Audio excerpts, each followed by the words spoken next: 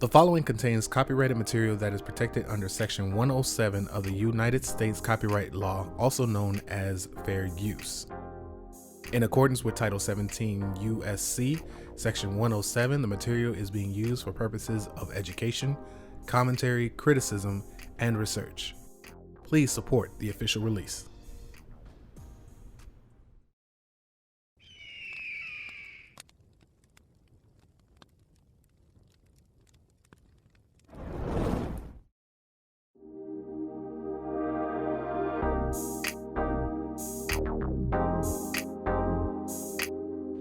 The future of the Negro in this country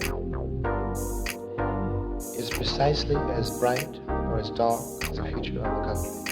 This is why Frederick Douglass could say that emancipation for the Negro was freedom to hunger, freedom to the winds and rains of heaven, freedom without roofs to cover their heads. And this type of thinking also will bring an end to the brutality inflicted upon black people by white people. It is the only thing that will bring an end to it.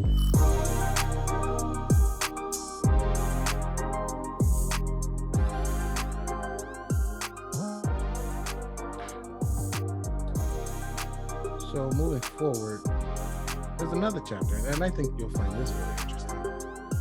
I know you found this really interesting. It's a section, not a chapter, but a section of this chapter called "All the Girls." This will probably end up being a two-parter, right? So all the girls, right? One of the things that caught my attention initially, right? And we'll just go down the line here. Females still talking about, the lobster hierarchy or whatever have you. Females let the hierarchy among men decide who the best men are in deciding who to mate with. Yep. That one simple sentence right there, it is like it further illustrates to me the notion that when it comes to dating and with dating rituals, women are inherently lazy, like KS says, wait at the finish line for the winner. Fuck the winners. For the winners, yeah, right. So, when female lobsters are ready to mate, they shed their shells and become softer. This analogy isn't lost on dudes who, considering the callous nature of women towards men they deem unworthy, and how they act towards men they end up sleeping with. There is a different attitude there. You know what I'm saying? And when you see it, you understand, the whole shell thing. It's like, okay, when you're ready, you'll remove your shell and you become feminine at that point. But if you don't deem the guy worthy, you're a little harder. You know what I'm saying? They're a little harder. They're a little more callous. They're a little more abrasive. You know what I'm saying? It's really interesting to see. You know what I'm saying? And it's like to see that is actually a truth that is passed on between two species. Really stuck out to me, right? So, and then he went on to say that if properly charmed, the dominant male will change. I'm paraphrasing at this point. That it will change his disposition towards the female because he has, he has this bravado going about him. He has this big hulking nature about him. You know what I'm saying? He might actually attack her or something. And then I skipped over a little few lines because this was really important. This is the eternal Beauty and the Beast plot of the archetypal romance. Yep. Even innately, they think that they can change a dude that is rough around the edges, not realizing that it's those rough edges that makes her want him, makes him attractive in the first place. And without it, she would want no part of him. Yep. This further bolsters the point that a dominant man, so to speak, isn't exactly a sustainable mate for the long term, but is in fact only suitable for the moment. For offspring. Yep, that's it. That's all he's good for. And if that doesn't connect some because he's on to the next. After he finishes, he's on to the next. He's on to the next, but it's also now she has the offspring. Now I can raise that offspring by myself. Like, did you catch the correlate? Like, did you connect the dots further after that? Like, as far as humans, right? The way that we're currently working. Yeah, because he said further in a couple lines later. Again, I skipped over that part in my notes. Y'all need to go get the book. I will keep plugging this book. But I skipped over. But yeah, he's like, she hardens her shell again once she's with child. Yes, but that wasn't lost on me either. But that wasn't for predators or anything. No, not at all. Yes, let me take it back. Not for lobsters. Yes, yeah, but I'm talking about for humans. She hardens her shell again because now she can do all that shit by herself. She needed the man just to reproduce. That's it. Who did that sound like? The independent woman. Real ones. You see what I'm saying? They get with the assholes and the dudes with the false bravado because that's what attracts them for the moment. Because biologically, subconsciously, attraction again. What does MHD would say? Attraction is not a choice. Yeah. Attraction is not a choice, right? So when you think about it like that, it's like, okay, yeah, of course they fucking them because mating wise, biologically, they would make good offspring. But again, that goes to the whole thing about the perception versus reality. You're only interested because of the perceived masculinity there, not the actual thing that it entails, because what the actual masculinity entails, most women deems boring. They don't want that. They don't want predictability. They don't want responsible. They don't want women. Most women, not until they get older, want boring. And it's only when they get older are they truly interested in the boring because they've been basically burned to be kept. But again, whose fault is that? It is what it is. I only speak about what it is, man. I should, could, would. It is. I will say another way to illustrate this point is it was a point in We Need to Talk. He did a video on retention. There was a woman he was interviewing. She talked about retention, and she pointed something like this out. So we'll link that video so y'all can take a look at that. But that also it highlights this very point. You know what I'm saying? And I just find it interesting that that's what it is. It is what it is. You know what I mean? And you wonder if you're ever trying to wonder, see what we're and to the audience, what we're doing now in this new season, I guess you can say. Well, yeah, let's just call it the new season. This is the new season. And what we're doing now is that we're exploring the why behind things. We'll eventually get back around to trying to, offer up solutions and what we can do to go forward. But now we're just exploring the why behind certain things.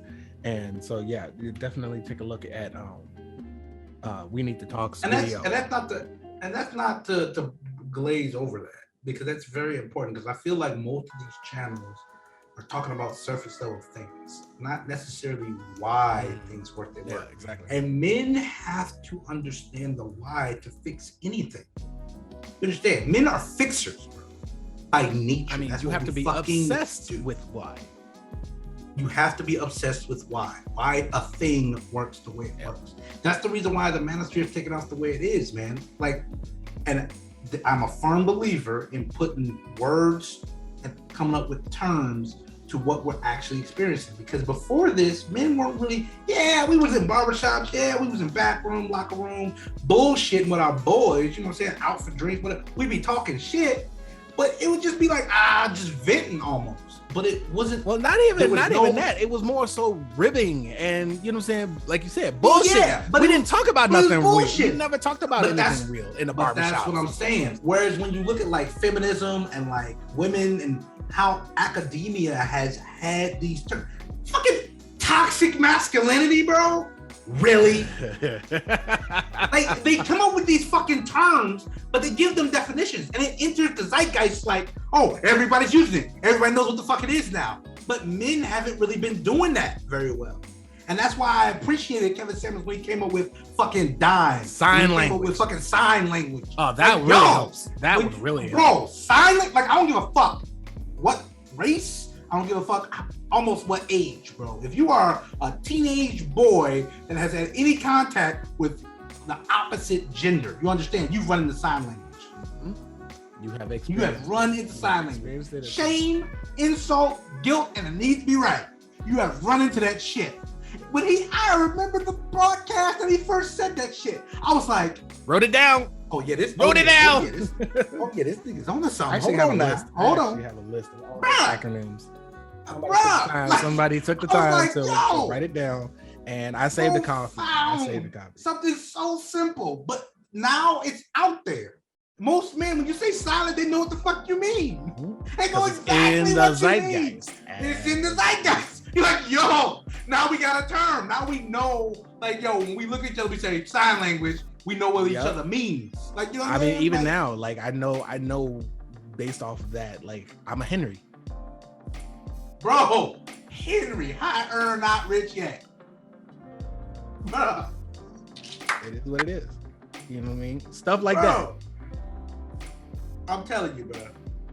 I'm telling you. And that's just, it took somebody like that to do that, bro. Like, real talk. You know what I'm saying? So, not to get off the subject, but yes, I think men really need to start cataloging and writing down. We need to come up almost like a curriculum. That's why I appreciate Dr. T. Hassan Johnson, right? He's African male studies. Like he catalogs all this shit, man, writing all this shit down, man, coming up with terms, coming up with a curriculum. You know what I'm saying? Like, I was completely floored with his broadcast talking about fucking his classroom demographics and how those have changed over the years and shit, man. Like, bro, there's a video he did a while back. I have yet to watch it, but I was just like, man, come on, Dr. Johnson, don't do that to me. Don't do it to me. So fine. What he said, the title of the video is like Black Panther and how people profit off of black man's like death. Oh yeah. I was like, I don't want to watch that one. I don't want to watch it yet. I want to watch it after the movie. Real talk. That was actually a good broadcast. Last week he had one. He posed a question. He said, "Can men be victims of what do you call it?" He had a term. It was, can men be paternity rape? Yes, we know this though. That's what it was called.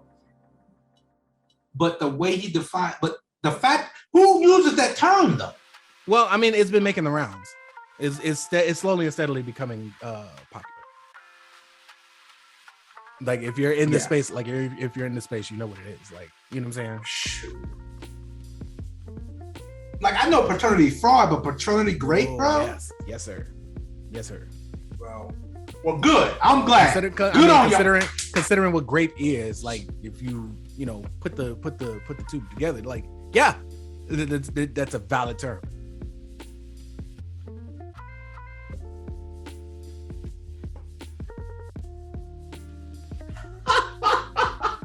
There you go. Now you have it. Oh shit! I'm saving it. Now you have it. Yes, and save image. Thank you. Ladies and gentlemen, I just shared with Kam the KS cheat sheet. So now he has all the acronyms KS has ever come up with. Oh yeah. Oh, like, I knew both of these, but like the Blake Henry, that's perfect, bro. That's perfect. Bradley, Ahmed, Keith, Enrique. I'm done. Oh wait, no, I'm not a Henry. I'm not a Henry. I'm a hit squad. Hit squad. Henry's in training. Yeah. Oh, that's what I am. Nah, I know what the hit squad is. Okay. Bold, ambitious, generous. Yep. Real talk. I remember that broadcast. Oh, did you got Dime on here? Tell me you got Dime on. Nope. Dime is not on here. Huh. We need to put Dime on that. Yeah, we need to keep building this thing. This is incomplete. But anyway, moving on. Because we kind of got off topic. But moving on. Going back to the whole thing about, the difference between winners and losers in lobsters. But, you know what I'm saying, the analogy is obviously in people. One of the things that he was talking about is, and we're gonna come back to this because it was something that really troubled me for a minute, and I'll tell y'all when we get to it. But he was talking about low serotonin levels means decreased confidence, but it also means less happiness, more pain/anxiety, more illness, a shorter lifespan, and that shorter lifespan, dude, like I said, we'll get back to it. And for me, it is evidence that further proves that focusing on improving oneself should be a man's utmost priority. That should be your primary focus. Hell, it's even biblical. And I think I said this before. It's even biblical. Eve didn't show up until Adam was doing what God told him to do. He was fulfilling what God mandated for him to do before Eve ever even showed up. It's about doing what you were meant to do first. Then she comes. I'm not a very religious man, but some of the parables, bro, some of the lessons in religion, bro, that one is fucking potent. You hear me? Having your purpose, knowing your direction, your heading, prior to even messing with women, bro. Because women are a distraction by nature. You understand me? A whole ass distraction. And if you are not careful, they will drive you away from your purpose. And in turn, this is the catch-22, Evil Knievel, Alex and Kam, Houdini shit that don't make no damn sense. They fall in love with you because you got a purpose. Their nature is to attempt to pull you away from your purpose. If they succeed, they will lose attraction for you. Which is all the more reasons why you should know your square and stand on it. Hey, it's the most random shit. Like, I almost feel like women, it's a cruel joke, right? It's a cruel joke. Women were put there for wait. What? To stumble, nigga. What was it? What was it in The Devil's Advocate? Look, but don't touch. Touch, don't taste. Taste, don't swallow. Yo. Boy, Al Pacino was great in that freaking movie, man. He was so good. Bro, dead ass. If that ain't the you can't make that shit up, man. You cannot make that shit up, dude. Like, man, the moment you fall off your square, she gone. Yep. She gone. But like, so like the whole shorter lifespan thing, you know, right? This is what really caught my eye, right? Because it, like I said, it was very concerning to me, because according to Statista.com, this is where I got these stats from. The average lifespan for men as of 2019 was 76 years old, 76.3 to be exact, but you know, we're rounding around here, whole numbers only, 76%, right? Or 76 years old, right? In a published study in 2016 in the National Library of Medicine, right, the average life expectancy of Black men was 72 years old. Yep. In Black women is 78.2 years old, just in case you were wondering, right? And this is only of natural causes, you know what I'm saying, like a natural life expectancy. This isn't even including drug overdose, obesity, any of these, you know, other things that contribute to our death rates, our high mortality rates. So by our 20s, we're expected to be dead or incarcerated. So my question then becomes, how much shorter is that lifespan for somebody who has low serotonin levels between the ages of 20 and 72? That is a result of a defeatist mentality. Is it 50, 60? You see what I'm saying? That's alarming. And it's like, you know, I'm 36 now. So statistically speaking, am I gonna die soon? You know what I'm saying? Like the price principle or the Matthew principle, right? It doesn't exclude one's life as something that it can also be taken away from somebody who has so little. Yep. It's like everything you have, you know what I'm saying? Like everything you have, as you know, they rate the top and bottom, one rating from 1 to 10. You know, we all rate things 1 to 10, right? If you're in, if you're 1, you're a winner. That whole ilk, and the lower the level, the lower the number, or the higher the number, the lower the level. right? So if you're 10, then you're at the bottom barrel. I would consider that like homeless. You know what I'm saying? So if you're in the bottom 3, you know what I'm saying, below the poverty line, I would guess, right? Below the poverty line, then that means those serotonin levels have got to be really low. So that also means that your life expectancy is also lower. But we already know this though. We already so social science has already figured this out. There's a reason why poor people have higher birth rates than rich people. Yes. Because sex is an outlet. It's one of the few quote unquote free outlets that you could actually get that dopamine in.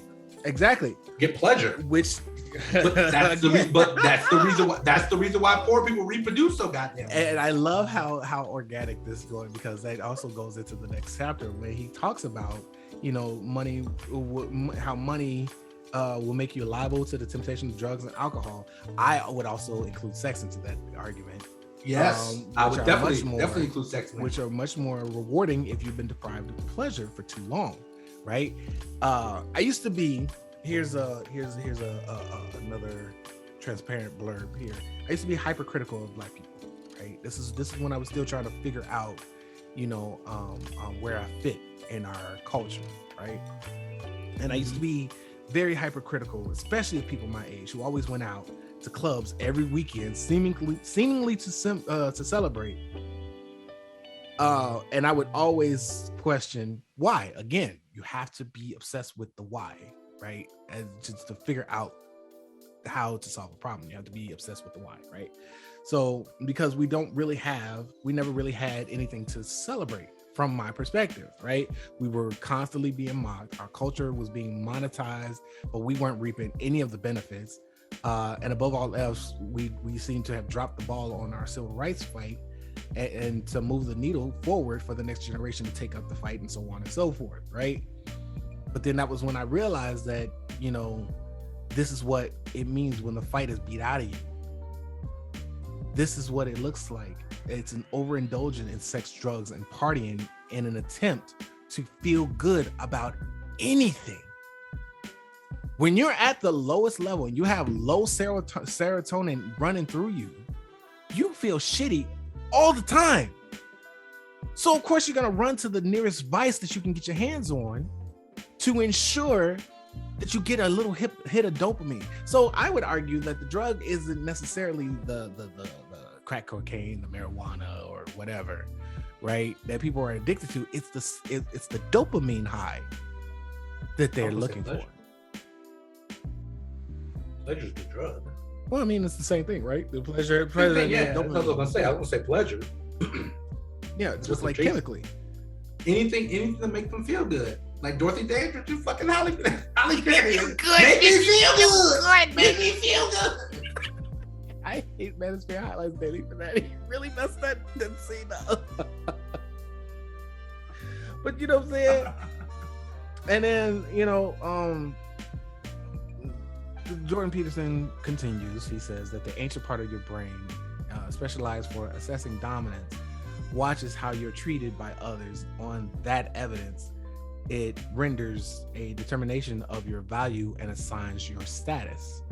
Now, this is just one thing. It's a series of questions that I had regarding this, because, you know, some stuff I do have trouble wrapping my mind with. Those out there who are listening, like, there should never be a moment where you completely 100% agree with anybody, with anything that they say. You know what I'm saying? Like, if you don't have questions, then you're doing it wrong, right? And one of the things I questioned about this is, like, is status an internal or external thing created by society? You know what I'm saying? So his use of status here was kind of weird to me. You know what I'm saying? Because internal, internal, I can understand if he means it in terms of survival. I get that, if that's what he meant, but he didn't clarify this per se, right? So basically what he's talking about, I can give you a perfect analogy. The way, basically what he's saying is that how you're perceived in your neighborhood, in your culture, in your family, how you perceive in the pecking order matters to your subconscious. In other words, right? When you start a new job, right? And you're a new man, you're the newbie, you get hazed a little bit. I mean, most motherfuckers get hazed. I mean, of course. Stop that shit now. But most motherfuckers get hazed a little bit, whatever, right? That cultivates a sense of belonging, right? In a way, right? You're getting treated like everybody else, you're kind of part of the group, whatever. Been through this before you, so everybody's been through this before. The camaraderie thing. But then comes, so that I would honestly argue is normal, right? It's kind of like a bonding thing between the coworkers, right? But then you take somebody who came into another new hire, same company, right? And when they tried to bond, it didn't go so well, right? So the hazing, he ratted them out, or like he basically made himself, ostracized himself from the group, right? That would make him feel some type of way if he was being treated differently than the person who was hazed and who was accepted in the group. You see what I'm saying? Yeah, but it's his own actions that caused that, though. It is his own actions that caused it, but that's still your status in the hierarchy. Your status in the hierarchy gets directly reflected back to you based on how others treat you. Does that make sense? So if you top dog, right? If you the man, you walk into the place, people are greeting you. Hey, how you doing, DJ? Hey, how you doing? What's going on? Hey, like a month, like you feel some type of way because you belong.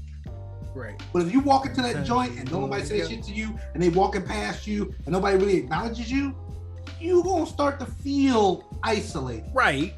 But again, that's inherent trait, though. You know what I'm saying? That's just I don't know. Is there a correlation? So that's what he's saying. What he's basically saying is the way you're treated socially, right, will reflect where you stand on the totem pole. Which is how I took it initially. It was just, you know what I'm saying, like, again, because he was saying that it's an internal thing. You know what I'm saying? And I was like, that doesn't make any sense, because hierarchy is a social thing, which to me denotes external.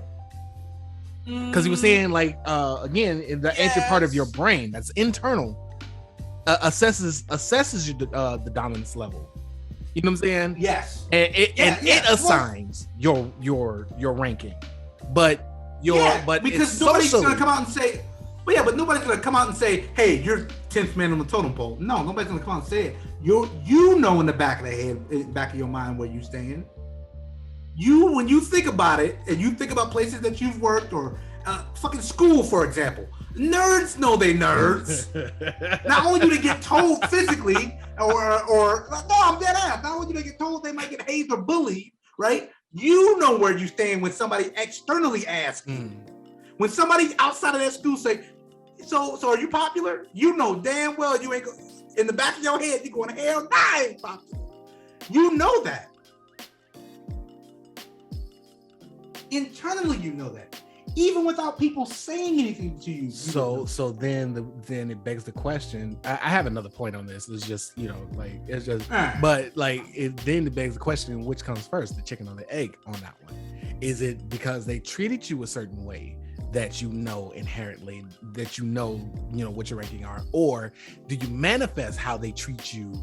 You know what I'm saying? Because your brain told you like you're the lowest of the low because of where you come from, blah blah blah blah blah blah. Well, blah. It depends. You know what I'm saying? Depends on the person. Again, this is the chapter about standing up straight with your shoulders back. So, is your posture telling them to treat you like this, or is your posture reflective of how they're treating you? Which is first? You see what I'm saying? I would say it's a little bit of both, but I'd say it's more external than internal. And that's what I thought. So I do agree with you, but I think on that point specifically about your subconscious knowing where you stand, that is completely internal. Like you know where you're at. You got a pretty good idea. You walk into a place, especially if you've been there for a good little bit, you know where the fuck you stand. Subconsciously. They don't even have to fucking tell you. You know what I'm saying? You'll see the way other people interact with each other and the way they interact with you. Of course. But that's what I'm saying though. Like even body language, right? The way people approach you, the way people talk to you, all that. It's all encompassing because our subconscious processes are constantly running, constantly. Even they're subconscious. They're constantly running in the background. So since they're background processes, they're using as little energy as possible to announce themselves. I mean, it is. Which brings me to the next point. There was this thing, I don't remember where I saw this, but ever since I heard this quote, I don't even remember the name. I don't even remember the story that I was watching when I heard it, but this has always stuck with me.